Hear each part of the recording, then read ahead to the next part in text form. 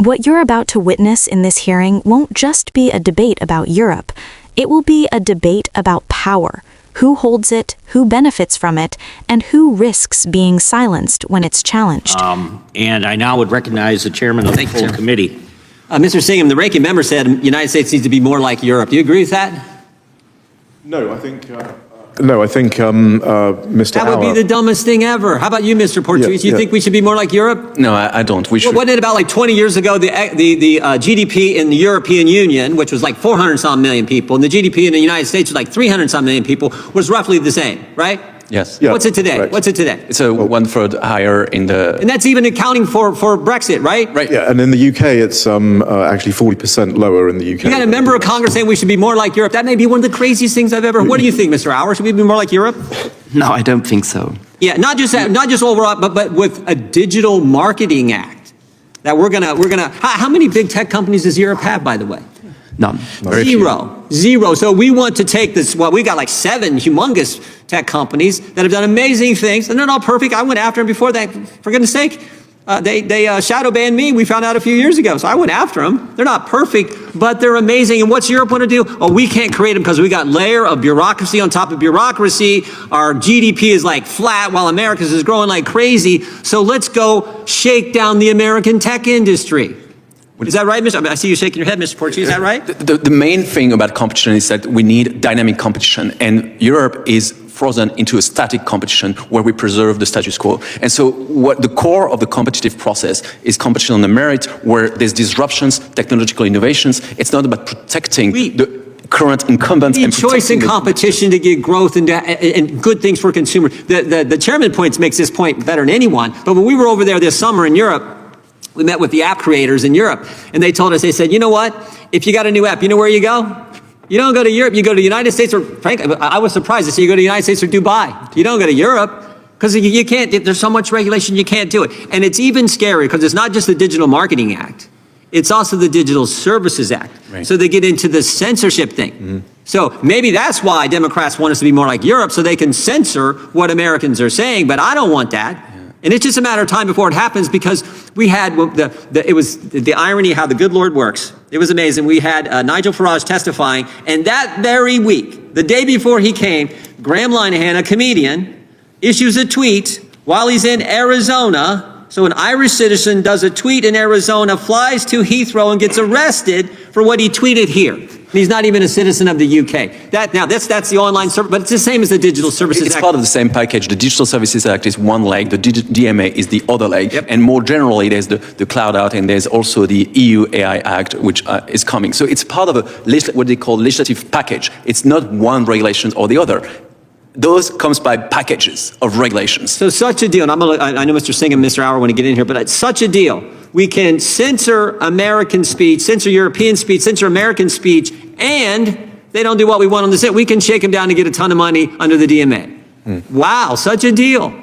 Yeah. And we got members on the other side saying, we should do that. We should embrace that. Mr. Yeah, I was just going to say, with respect to Europe, I think, it's not working that well over there, so we certainly don't want it over here. But I mean, it's very clear, if you look at the data in the last 25 years, the European economies, particularly Western European economies, the Central Eastern Europeans are doing slightly better, have absolutely stagnated. In fact, in many cases, some of the member states, Germany, for example, have been in a contraction phase. I mean, not just GDP per capita going down, but overall GDP going down. And this is why it is so troubling for European citizens, because their prospects, their growth prospects are looking extremely bad at the moment.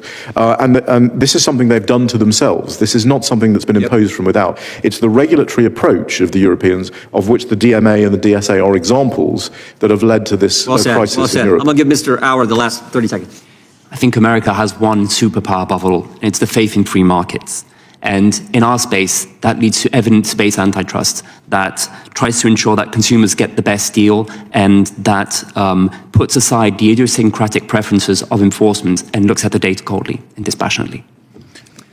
Europeans recognize their over-regulations. As Chairman Fitzgerald mentioned, we have the Draghi report. If you read the Draghi report in Europe, it says that we killed innovation in Europe by European regulations. So Europeans themselves recognize they're over-regulated. That's why now they posed the EU AI Act. They know they're killing the regulation. So it's not like there's no diagnosis. The diagnosis is here. So why would you emulate and copy something that they themselves recognize as broken? Great question. Great question. I yield back to the chairman. Thank you for this hearing. Chairman yields back.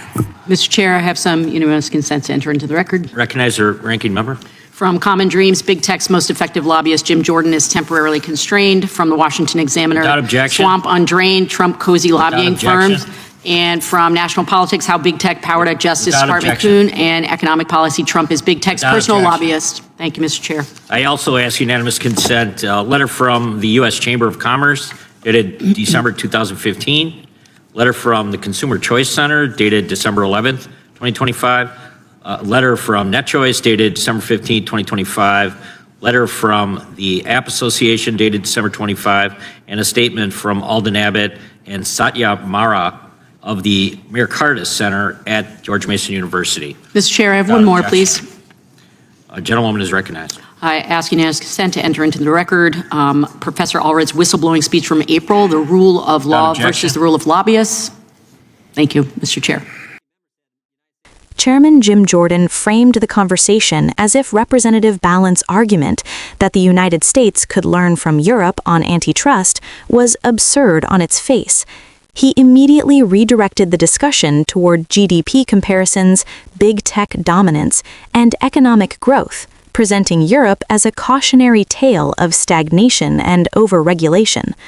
On the surface, this sounds persuasive. Growth numbers feel concrete, big tech success stories feel undeniable. But this framing leaves out critical context that Americans deserve to understand.